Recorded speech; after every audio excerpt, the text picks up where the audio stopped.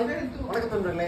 இன்னைக்கு வந்து ஒரு வித்தியாசமான மெனு போட போறோம். நம்ம விருந்து, நம்ம பொண்ணு மாப்பிள்ளைக்கு விருந்து நம்ம மச்சனெல்லாம் சேர்ந்து வச்சிருக்காங்க.